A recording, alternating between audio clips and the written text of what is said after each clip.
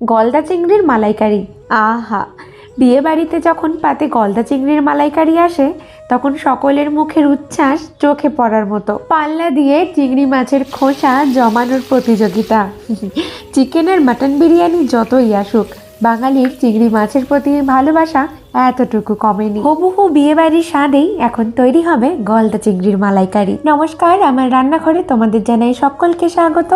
আমি মঞ্জুরি আর তুমি দেখছো মঞ্জুরি দ্য শেফ। এখানে বেশ বড় সাইজের গলদা চিংড়ি নিয়েছি 1 কেজি পরিমাণে। মাছটা কেনার সময় বাজার থেকে আমি কাটিয়ে নিয়ে এসেছি আর এখন ভালো করে পরিষ্কার করে ধুয়ে নিয়েছি। বিয়ে বাড়িতে কিংবা অনুষ্ঠান বাড়িতে যেহেতু অনেকখানি পরিমাণের চিংড়ি মাছ থাকে, সেই জন্যে কাঠি গুঁজে দেওয়া হয় যাতে মাথাটা চিংড়ি মাছ থেকে আলাদা হয়ে না যায়। আজকে যেহেতু আমি বাড়িতে রান্না করছি আর অতটা পরিমাণ নয়, সেই জন্য আমি কাঠি দিচ্ছি না। একটু সতর্কভাবে রান্না করলেই মাথাগুলো আলাদা হবে না। 1 কিলো চিংড়ি মাছের জন্য আমি 4খানা মাঝারি সাইজের পেঁয়াজ নিলাম, 1 ফালি আদা আর সঙ্গে একটা বড় রসুনের 4-5 কোয়া। এই চিংড়ি মাছে কিন্তু খুব বেশি রসুন দেবার প্রয়োজন নেই। যতখানি আদা নিয়েছিলাম তার থেকেও কম পরিমাণ ব্যবহার করছি রান্নায়। ঝাল কাঁচা লঙ্কা 4 থেকে 5খানা কাঁচা লঙ্কা দিয়েছি। পেঁয়াজেরও একটা পেস্ট তৈরি করে নিতে হবে। আর আজকে রান্না করব 11 রিগেল মাল্টি কুকারে। এই মাল্টি কুকারটা বেশ হালকা, যেখানে সেখানে ক্যারি করা যায়। আর বাড়িতে গ্যাস না থাকারও কোনো হেডেক নেই, কিংবা বাড়ির বাইরে ঘুরতে গেলে কিংবা ব্যাচেলার, সবার জন্য এটা ভীষণই কনভিনিয়েন্ট। রান্নাঘরের জন্য যেরকম সাশ্রয়ী, সেরকম এই একটা বাসনেই যাবতীয় রান্না করা যায়। আর আজকেই এতে তৈরি করে নেব গলদা চিংড়ির মালাইকারি। কুকারের হিটটা মিডিয়ামে রেখেছি আর পর্যাপ্ত সর্ষের তেল গরম করতে দিলাম।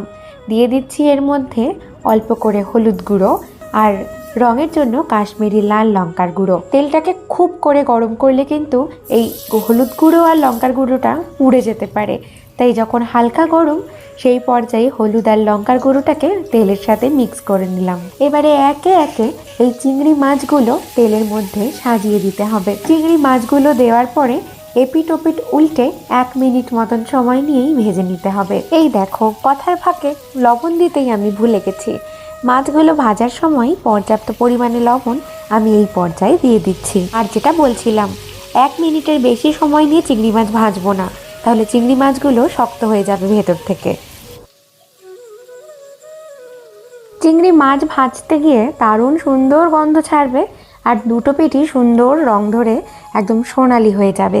এই পর্যায় পর্যন্তই মাছগুলোকে তেলের মধ্যে ভেজে নেব। এবারে সাবধানে একে একে চিংড়ি মাছগুলোকে তুলে একটা অন্য পাত্রে সরিয়ে রাখছি।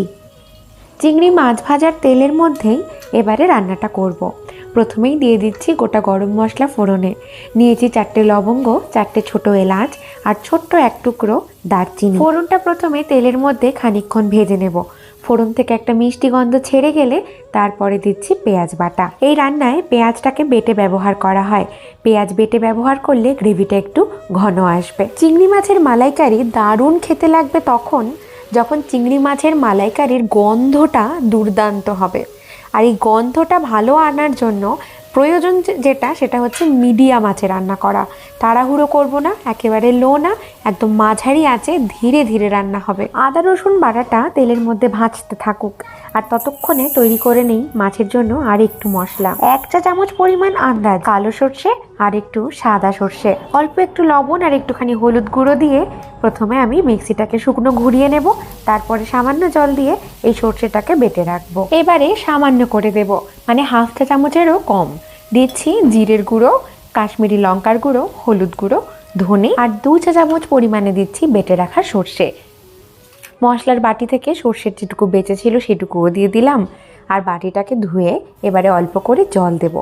মশলাটাকে সময় নিয়ে এবারে ধীরে ধীরে কষতে দেব, যাতে মশলাটা পুড়ে যেতে না পারে আর ধীরে ধীরে কষতে পারে।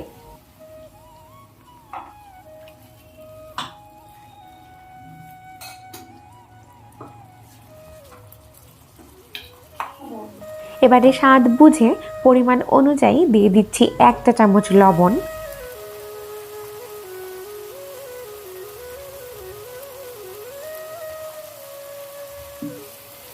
চিংড়ি মাছের মালাইকারি যেটা ছাড়া একেবারেই অসম্পূর্ণ তা হলো নারকেলের দুধ। আমি একটা ফ্রেশ নারকেল নিয়েছি আর যেটা সম্পূর্ণ আমি কুড়িয়ে নিয়েছি। এবারে কোরানো নারকেলের মধ্যে দিয়ে দিচ্ছি উষ্ণ গরম জল আর হাত দিয়ে একটু ডলে নেব। এবারে ছাঁকনি দিয়ে নারকেলের সঙ্গে নারকেলের দুধটাকে আলাদা করে নেব। আর এই নারকেলের দুধটাই আমাদের রান্নায় লাগবে। আর যে নারকেলের ছোবড়াটা থেকে গেল সেটা কিন্তু ফেলবো না, সেটা দিয়ে নারকেল পোস্তর সুস্বাদু বড়া ভেজে নেব। আর আগে থেকে ফেটিয়ে রাখা 2 বড় চা চামচের 2 চামচ ফেটানো টক দই। রান্নায় টেস্টের ব্যালেন্সটা খুব সুন্দরভাবে আনবে মালাইকারিতে একটুখানি মিষ্টি দিয়ে দিলাম। এবারে সমস্ত নারকেলের দুধটা দিয়ে দেব। 1 কিলো চিংড়ি মাছ যাতে সম্পূর্ণ গ্রেভির ভেতরে ডুবে গিয়ে সেদ্ধ হতে পারে সেই পরিমাণে নারকেলের দুধ কিন্তু দিতে হবে। ততটা পরিমাণে নারকেলের দুধ যদি না বেরোয় তুমি প্লেন দুধও ব্যবহার করতে পারো। চিংড়ি মাছটা এই গ্রেভির ভেতরে সেদ্ধ হয়েই নরম হবে আর এতে রান্নার গন্ধ আর স্বাদ খুব ভালো আসবে। আঁচটাকে মিডিয়ামে রাখবো আর এবারে গ্রেভিটাকে ফুটতে দেব 10 থেকে 12 মিনিট। এই সময়টা ফুটিয়ে নিলেই গ্রেভিটাও ঘন হয়ে আসবে আর আমাদের মাছগুলোও সম্পূর্ণ সেদ্ধ হয়ে যাবে। ওপর থেকে দিয়ে দিচ্ছি গরম মশলার গুঁড়ো। আমি এখানে ঘিয়ের ব্যবহার করছি না, চিংড়ি মাছের নিজস্ব গন্ধটা তাতে নষ্ট হয়ে যায়। আগারো রিগাল ইলেকট্রিক মাল্টি কুকারের পারচেস লিঙ্কটা আমার ডেসক্রিপশন বক্সে দেওয়া আছে, তোমাদের পছন্দ হলে অবশ্যই কিনতে পারো। তাহলে তৈরি হয়ে গেল স্বাদে গন্ধে ভরপুর গলদা চিংড়ির মালাইকারি। রেসিপিটা ভালো লাগলে অবশ্যই বরাবরের মতন একটা লাইক দিও, বন্ধু বান্ধবদের সঙ্গে শেয়ার করো। আর বাড়িতে রান্না করলে অবশ্যই আমাকে কমেন্ট করে জানিও গলদা চিংড়ির মালাইকারি তোমার কিরকম তৈরি হয়েছিল। আজকের মতন বিদায় নেব, দেখা হবে অন্য আরও একদিন নতুন কোনো এক লোভনীয় রেসিপির সঙ্গে। ততক্ষণ ভালো থেকো, ধন্যবাদ।